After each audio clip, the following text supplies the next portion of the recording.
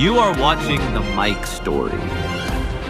Mohammad Sadiq Kohli, president district pension unity front.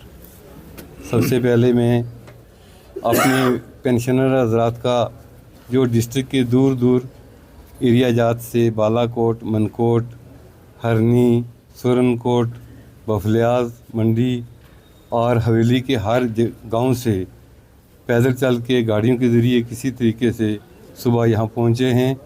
हमारे मुतालबात थे, जैसे आप जानते हो सभी, पिछले साल आज के दिन 25 मार्च 2025 को एक वैलिडेशन एक्ट जो है पार्लियामेंट में पास हुआ। उस वैलिडेशन एक्ट में जो पास हुआ उससे कुछ पेंशन को खदशात होने लगे कि हमारे कहीं हकूक़ जो हैं वो पामाल ना हो जाएं।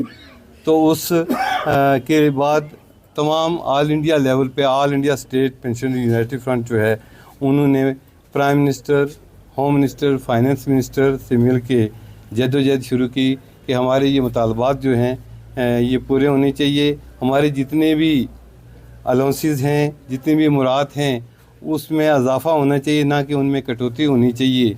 आदमी 60 साल के बाद जो रिटायर हो जाता है, एक तो माली तौर पे वो थोड़ा सा कम हो जाता है, बहुत नीचे आ जाता है, और सेहत के लिहाज से वो काफ़ी बीमारियों का शिकार हो जाता है। जो पेंशन उसको मिलती है वो उसके बाल बच्चों को पूरी नहीं होती, ना ही उसके अपने इलाज के लिए वो पूरी हो सकती है। तो हमारी डिमांड थी सेंट्रल गवर्नमेंट से कि हमें और ज़्यादा मुराद दी जाएं, लेकिन जो वो वैलिडेशन एक्ट पार्लियामेंट में पास हुआ उससे हमें लगा कि हमें जो मिलने जा रही है पेंशन, कहीं इसमें कहीं कटौती ना हो जाए। अगर कटौती हो जाती है तो ये सीनियर सिटीज़न, ये जो सफ़ेद रेश बाल रखने वाले बुज़ुर्ग लोग हैं मुल्क के अंदर, ये तकरीबन 69 लाख के करीब जो है पेंशनर्स हैं, ये दर बदर हो जाएंगे, ये परेशान हो जाएंगे। तो उसी सिलसिला में all India state pension unity front और Jammu Kashmir pension unity front, civil society front जो है, उन्होंने मिलकर ये फ़ैसला किया कि आज फिर 25 मार्च को हम ऑल इंडिया तौर पे हर डिस्ट्रिक्ट से हिंदुस्तान के वज़ीर आज़म, जिनसे हमें उम्मीद है कि वो कोई भी हमारी जो मुराद है उसकी पूरी हिफाजत करेंगे, उसको किसी तरीके से कोई कटौती या किसी तरीके का छापामारी उस पर नहीं होने देंगे। तो उसी सिलसिले में हमने एक यादाश्त जो है मेमोरेंडम के तौर पे हर डिस्ट्रिक्ट से ऑनरेबल प्राइम मिनिस्टर जनाब नरेंद्र भाई मोदी जी को भेजी है कि हमारे जो ये हमारे हकूक़ मिल रहे हैं इसमें इजाफ़ा होना चाहिए, ना कि कहीं पर इसको कटौती की जाए। अगर कटौती की जाए तो हिंदुस्तान का ये जो तबका है ये बहुत बड़ा पीछे चला जाएगा, और उसमें किसी मुल्क की शान नहीं होती अगर वहाँ का बुज़ुर्ग जो है वो खुश ना रहे, वो सेहतमंद ना रहे, वो सहूलत से महरूम रहे। तो यही हम साथियों के साथ यहाँ पर डीसी साहब के पास आए थे।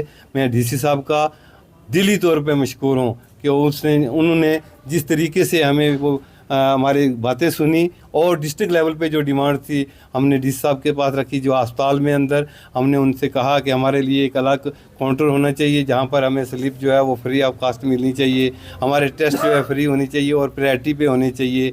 हमारी हर जगह पर बैंकिंग में हमारी फैसिलिटी जो है अलग से जाके कतारों में हमें ना लगना पड़े, और हमारा जो है लोन इंटरेस्ट रेट जो है वो बैंकों में कम होना चाहिए बाकी लोगों से। तो ये सारी मुराद जो हैं डीसी साहब ने नोट की हैं, और हमें डीसी साहब से भी उम्मीद है कि वो एक दर्द दिल रखने वाले और हमारे बीच में से हैं, वो सन ऑफ साहिल हैं। वो जिस तरीके से अपना दिली इंटरेस्ट लेकर उसी वक्त जैसे हमारा मेमोरेंडम लिया और उसी वक्त उन्होंने ऊपर भेज दिया, हम उनका नहायत ही मशकूर हैं। आप सब का मशकूर हैं कि मीडिया दराज जहाँ भी हमारी बात को हायर अप्स तक पहुँचाती है। मैं आज आपने रैली निकाली, क्या आपकी मांग नहीं मानी गई तो इसी तरीके के प्रदर्शन आगे भी जारी रहेंगे?